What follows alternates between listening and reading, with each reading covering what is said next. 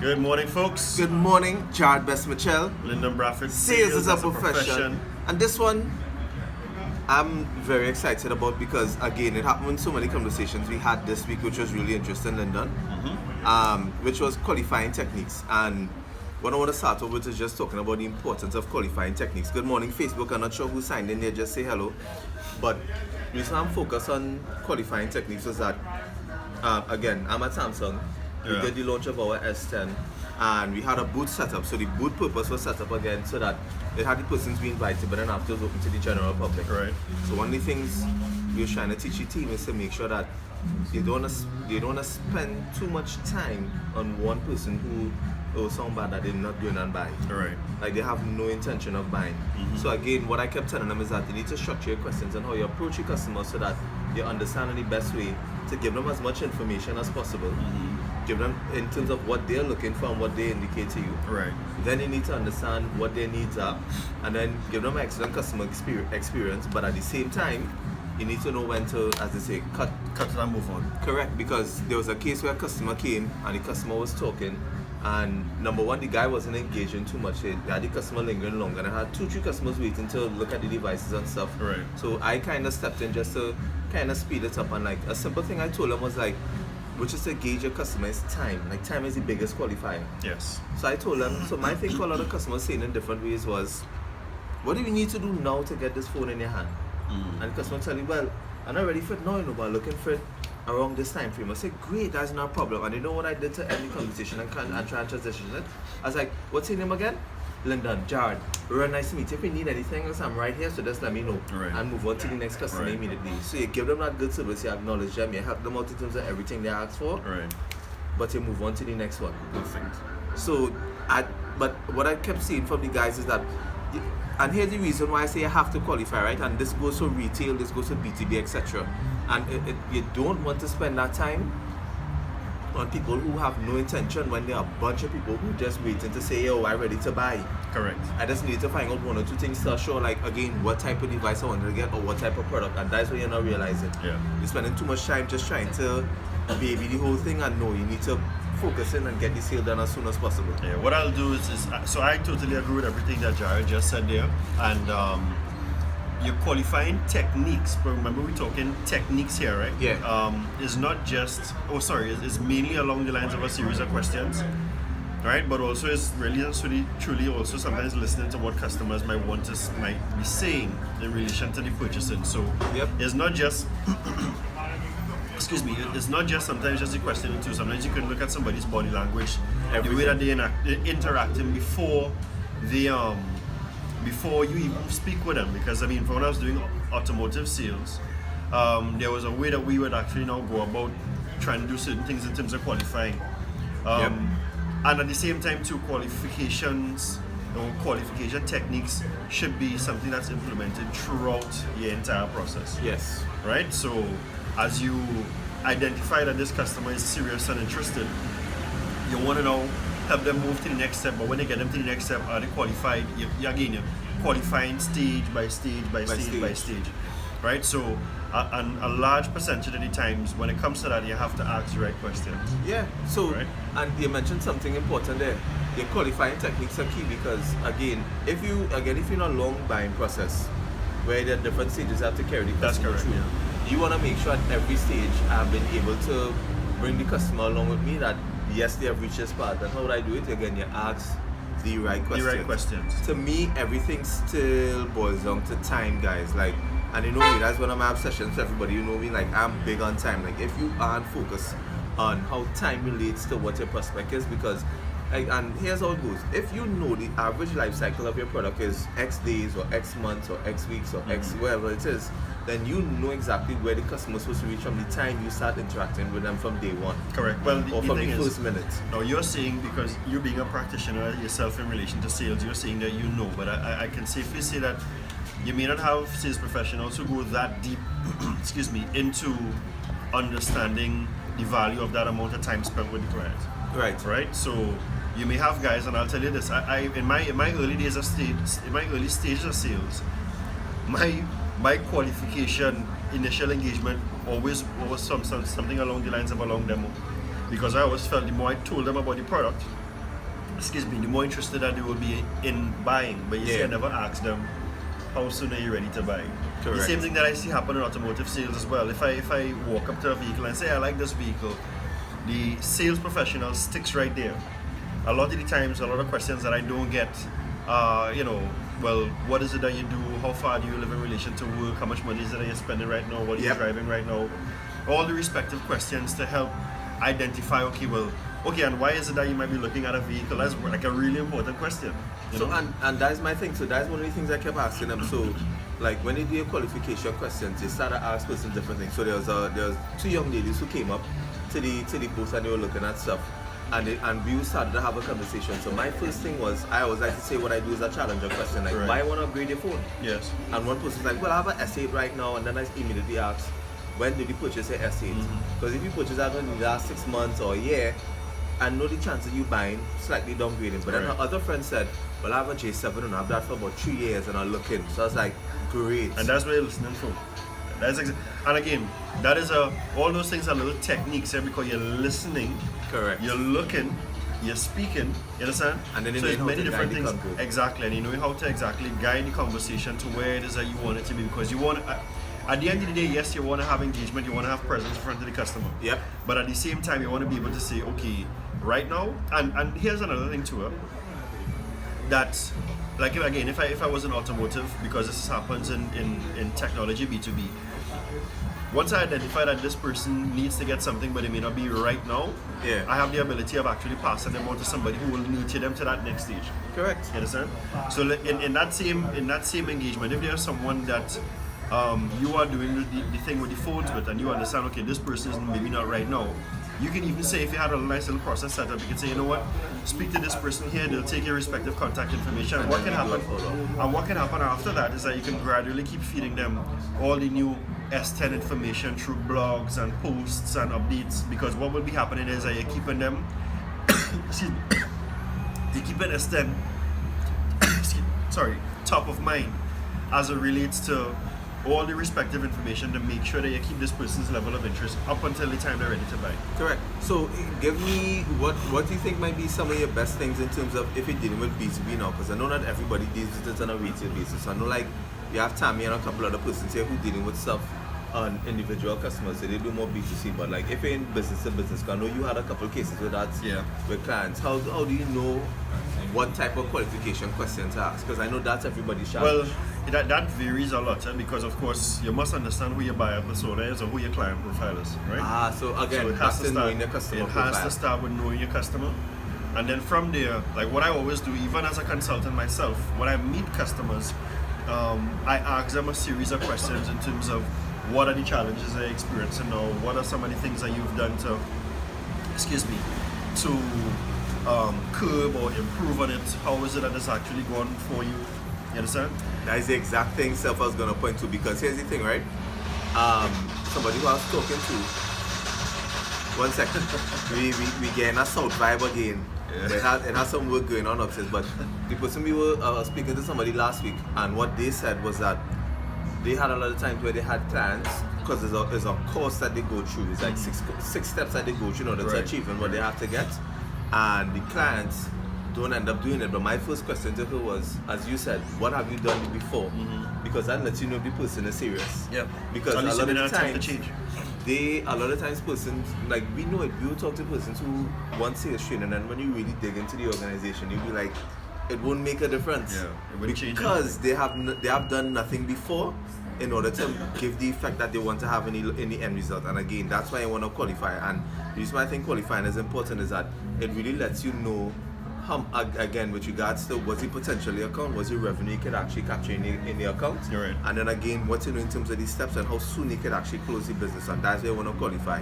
And the reason why we stress on qualifying too is now, if you work with a pipeline and a report to a manager, your manager is going to ask you, how soon is this person closing? And if you can't give it, it means that you haven't qualified them along each of the processes. Yeah, and the manager himself or herself too, what they should be doing is helping you qualify. So one of the things that I normally do is I will ask the sales rep, okay, so where is it that we are? Well, based upon how the information is structured in the pipeline, because sometimes they may put it as negotiating, but by asking the right questions to the sales rep, they get to realize that shit, you know what? I need to maybe go back and get some information, because it could be it can stay in the negotiation phase forever. You understand? And that's because maybe we didn't understand time, urgency, what is required to maybe move it forward. If it is that they're making comparisons, and if those comparisons are, how should I say, boy, apples to apples. Yeah. Well, how do you fare against your own competition? So it's a number of different things towards understanding how do you qualify your transaction from one stage to the next towards closing. Yep. Right? And at the same time, as you mentioned just now, when we speak to people sometimes, okay, so you have two types. You have where we would normally go out to a customer. So that's all from the outbound side, right? So yes, we want to, of course, pique the customer's interest and qualify if there's actually a need, because we may see it, but the customer may not feel as though there's a need to maybe take our services right now. Right. And then on the inbound side, you also have instances where customers would ask us, hey, come and talk to me now. We want to have a discussion in relation to sales training, this, that, and the third. But it's also just as important to qualify those customers, because you want to know how serious they are. Because customers can feel the pain but not really understand. Listen, this thing is it's really serious for you to be making those changes. Can we say having a script is one of the best ways in order to determine what is your qualifying questions and techniques that you should actually use? Yeah, you should always have it. And then after a while you become versed.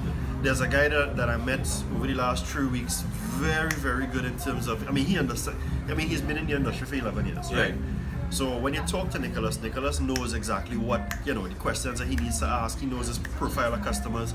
Hence the reason that he's one of those 1%ers in the organization. Correct. So ask yourself, guys, do you have that list of questions? Like, do you know what you're supposed to ask a question at every stage of the sale? Every stage. To qualify them. Yeah. So like, again, because we've done stuff like in real estate, the most standard question they ask in real estate, and actually as we have Jamie and stuff on, like when somebody comes in for like a house or somebody comes in for a car, have you been pre-approved for a loan? Like that is like, to me, what are your financials? And it's not asking directly if you have the money, it's just literally saying, have you been pre-qualified for a loan? Have you started that process? No, and then you advise them, because again, it sounds bad, you don't want to waste the time, but you want to educate them, give them a good experience to say, listen, you should investigate it because this is some of the benefits that you have behind it, and that's why I'll insist, and then let me put you onto this person who can assist you. But if you don't have that script set up, if you don't have that understanding, because for me, that's what I have written down, that's what I've practiced, that's what I know. Like immediately I show them different techniques to do it there on the day. Like I interacted with different customers, was able to spend more time with some, spend different time with others, but able to break it down where you give them the experience, where you left them with certain things to let them know, come back to the store, come back to this location, these are the prices now, these are the offers. But again, figure out a way that if it is that the customers might not be ready for the service, now how you transition to move to the next customer, okay, don't waste time at all. It's also a really good qualification technique, understanding the customer metrics, right? Yeah. Because a customer may want to have a metric where they want to get, let's say for instance for us, they want to see sales improve tomorrow. Well, then that's not a realistic metric. That's not possible. And it means too that I would now have to adjust how I work with that customer. Correct. You understand? Because yes, they're serious, but at the same time, I have to set realistic expectations in terms of your turnaround time, in terms of what that process is going to be, in terms of the work that's going to be involved to get you to see the numbers that you're looking for. And watch me, that goes across the board. Let's say, for instance, anybody some of our financial advisors, I'm not sure who may or may not be on, but if it is let's say a customer wants to have a return on investment in 2 years, well, then you need to be able to share with them that the investment that you're making now and the projected figure that you're looking for, whether that's realistic or not. You understand? So it's really a little bit of a psychological bantering in terms of understanding what is it that this customer wants. How is it that I can actually give it to them? Is it a realistic time frame? How do I reset the customer's expectation on reality? Correct. You understand? And that's what we have to do a lot of time in sales. We have to set the reality. You have to set the reality when it comes down to qualification techniques, and a lot of those times it really comes down to one, understanding who the customer is, who your customers are, whether it's B2C or B2B. Yep. Two, beforehand too, you should really have a clear understanding as to the industry, as to what is actually driving them. Like, they need this because of what, or they need this to happen next year because of, you never know, there may be some legislation that's happening now that they need to put things in place for next year. There must be a why. Right, and again, that will help you now drive, okay, yes, they're a good customer, but can we help them deliver in the respective time frame? So you're really qualifying as to, the validity of this transaction. And, Yep. and again, too, that goes down to insurance agents, automotive sales, solution sellers, anything. B2B, anything. Yeah, correct. It's the end result that you're looking for, which is why I want to qualify at the start. So again, that's just some of my things because it happened to us so much times this week that it really lets you know that the amount of questions you need to ask a customer is key. Yeah. And I think that's what, and to me, for any industry, so like I remember when I started Samsung, I remember, and I met the promoters, the first thing I said was, guys, give me 10 questions I need to ask customers. Mm-hmm. So if you don't have that, and again, that's just basic, but if you don't have it, like in your sales pipeline, given if you're in B2B, Right. and you know there's a process along the lines that you're supposed to ask the customer at every stage to qualify them, then you're running into errors. Yeah. And actually, let me show you, I can break it down, right? So Justin Gidari is on now. Justin has a restaurant.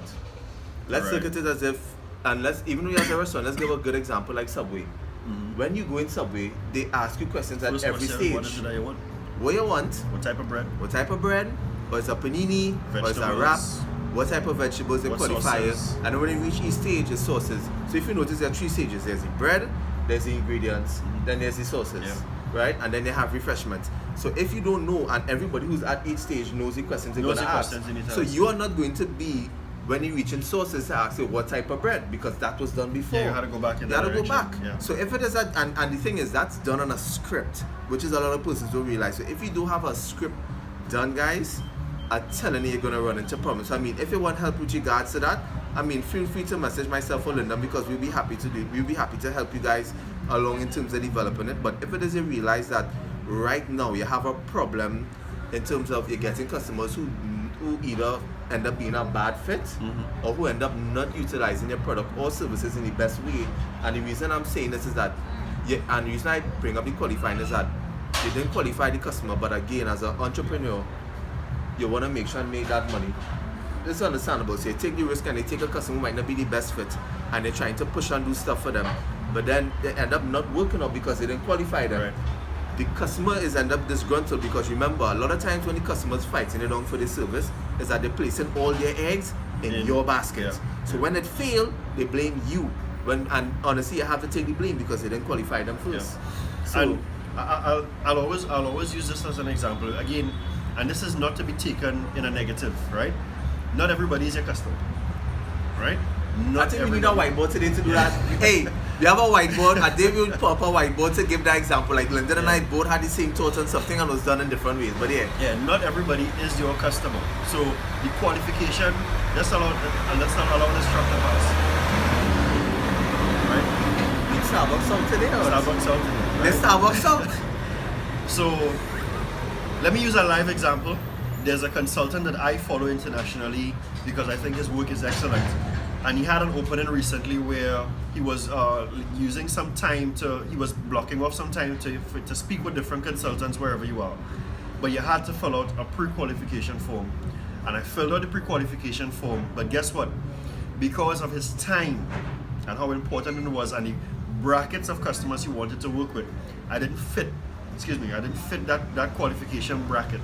Right. What he did do is that he sent me information and he said, Lyndon, follow this particular guide. Right. To get your business to this step. Keep in contact with the podcast, keep in contact with the blog. And when it is that you reach there, because there was a particular part of the email that said that he's going to come back to us through his team, those that didn't qualify, later on in the year, right? And then we could actually work towards, because so he has different stages as to when he wants to engage with the right type of people, because he has a particular client set that he wants to work with. So really and truly, not everybody is your customer. And that's something that it's funny maybe because I understand the business well enough that I didn't actually take offense to, because I got a PDF. I understood. And I understood the importance of it. So really qualifications, you can't be running on every single customer because there have been instances, and I think I said this maybe about a month ago when I just got into the business, right? And I indicated that this is what I was doing. A lot of people reached out and I wanted to work with everybody. And I picked up some bad accounts. Yep. You understand? Why? Because I was more excited of starting and not realizing that one of the first things that you really should be doing is pre-qualifying. You understand? So, and that all goes back to the customers that you want to work with. Yep. Sometimes asking the right questions. Like for instance, Jared mentioned, when last did you buy a phone based upon the phone it is that the person had, and they say, well, I bought one maybe 6 months ago. Well, she may not be too ready to move on as yet. Especially based on the investment, yes. Right. And again, you listen to the key signs. But no, you're absolutely correct. That's what a lot of persons don't pay attention to. So I think what happens is that because you're hungry for the sale, you kind of allow yourself to bypass certain things. But in the long run, when you're doing the transaction and going through the process with the customer, trust me. So I know Linda knows. So like I'll mention it to you guys. So I do a lot of things. So one of the things I do on my sideline was the comedy stuff. Yeah. But it's slightly different. So a lot of people always reach out to me saying, hey, I wanted to come and do this and do that. And I'm like, have you ever seen what I do? No. Then my response is no. I'd even qualify you. I just immediately say no. Yeah. Because if it is that you're reaching out just thinking it's comedy. No. It's a totally different thing. It's so different, And again, guys, so if you want to qualify, ask yourself this. Understand your why. Understand the customer's why. Then have a script based on every part of your process.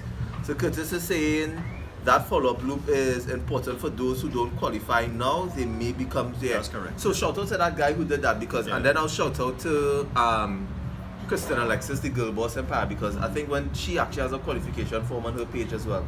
So if you want to get in contact with them, there's a qualification form to fill out, and it says this is to find out if we are fit for each other. And that's exactly what I was going to say. Now, the consultant I'm speaking about is Michael Zaporinsky. So if anybody who's here that wants to be a consultant or who has consultation as part of their portfolio now or looking at going into that particular route, he's excellent when he guides you as to what you need to be doing to become a consultant. But yes, exactly what Girl Boss is doing, exactly what Michael Zaporinsky did, and there are a couple other people who have pre-qualification forms on their websites or within their Facebook pages.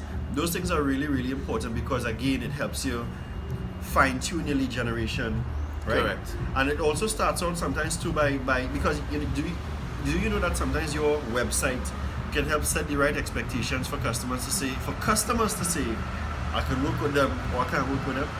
So sometimes you may not be getting calls from a customer because your website is doing the right job. You know why? Because your website is doing the filtering process already. Yeah. So that's just my thing. So as we say, guys, the qualification techniques and that really drives your sales. Yeah. That really helps you a lot because we were able to, again, because of the crowd that we had on those days, we were able to sift through so many people to give them experiences and to get sales out of it. Like the owner of the store was like, he came back late on the Saturday because of what we did Friday, because he's like, I had to rush up to the port to rush to get stuff out. Right. And then I had to rush back down here with you guys. So he coming on with like 3-4 boxes. He's like, yeah, because everything's sold out. Yeah. But again, it was because we were guiding the staff, like saying, guys, listen, this is what you need to do. This is how you have to treat with each customer. And I think a lot of persons do. I think you underestimate. You do not need to spend a long period of time with a customer. Yeah. It's not about the quantity, it's the quality of what information they give them and how fast you qualify them. And just to put an additional tip here, something that I'm actually learning, and I kind of remembered from in the past, that if it is that you qualify a customer, see, like if you have a process, you have someone who speaks with them initially, you qualify them, and as soon as they qualify and they have an interest, you can actually pass them off to someone else, because you have someone who's key in terms of just asking the right questions and qualifying. Right. As soon as that person is ready, or you've realized, okay, this is the right fit towards moving on, you pass them on to another stage, and they go through maybe a series of things there with someone else, and you move it on. So it's really and truly, you have people who are now experts in those little pockets to now move the person from qualification into starting the process, into closing them up. If you understand where I'm coming from. Correct. Into the delivery and implementation process is really a really integral part of your entire sales technique. So within your qualification stage, once you've qualified the person, be ready to move them on. Don't qualify them and just have them there on a sheet of paper, because that's going to get stale. Yep. And the interest is going to go somewhere else. And just to go very quickly, people attention spans you have to are be short. able, and so I'm just saying that in terms of fine tuning, because sometimes one person might be very, very good at doing the qualification, but then moving you on into a different area, and that's where they may be slowing down. It's just like how you use the subway thing. Even if it is you're going to buy chicken or you're going to buy KFC or whatever it is, the cashier takes the order, she finds out what you want, and you have somebody packing the boxes on the back end. It's just a smooth process. Right? So that's just it for us for this week, guys. I know I had sent out a question asking persons if they had sales related questions to ask us. I know we have two persons to respond to. One is Rashida, good morning, and then also Omari. But I mean, if you guys have any questions, you know Lyndon and I are always open. We're always available just to talk to everybody and try and assist you as best as possible. And what we just actually want to do as we wrap up, we just want to give a special shout out to our title sponsor for our conference, Boss Trinidad. Good morning, Jane. Good morning, Alana. Good morning, at the team at Boss. And we have a lot more things coming in store. I think actually starting from Monday, person should actually be able to pay for the conference. Right, but let's make that official now, because you guys would have seen the video, but this is now our first quote-unquote one-to-one talking to you all. So you all would have seen us do the survey, you all would have heard us talk about it in the mixers, but it's official, guys. We launched it on Monday. It came out on Loop TT this week that we are officially having a sales conference on June the 18th. Yep, that's a Tuesday. At the Trinidad and Tobago Chamber of Industry and Commerce. For the entire day, and we are going to be talking about sales. The full thing in relation to the sales pipeline, from how you start all the way down to how you finish. Yep. Right? And we've been blessed to really have people who've seen our work over the years, and of course from the support from you all, that have been so willing to just, say, you know what, I want to support this initiative because I like what you guys are doing. So again, so to you all, shout outs to you all, and of course to us, we could really just say, we can't say anything else other than thanks. Yeah. Hey, just quick shout out to Shop For Me Services. Thanks for making us lazy, because I'm not going in a line. He'll out to Shop For Me Services. I'm never going in a line. That's permanent laziness I've developed. But yeah, so we are really happy for the conference, and it's a lot of work. I can honestly tell you, Lyndon and I have, we can tell you we have underestimated how much work is involved, but I think we are very fortunate because we have a great team. So shout out to LaShawn, shout out to Tisha, shout out to Lizelle, and everybody else on the side who's helping us. But we are on stream to making sure June 18th is going to be a fantastic day of delivering extremely great content. And we appreciate the fact that you're joining us here every single Sunday. And we're going to keep doing it every single Sunday leading up to the conference. All right? We're not letting up because we want to make sure and give you all as much value as possible. So that's just it for us for today, guys. Jared Best Michelle. Lyndon Bradford. Just for people who love sales. And we just want to share it. Any questions, let us know.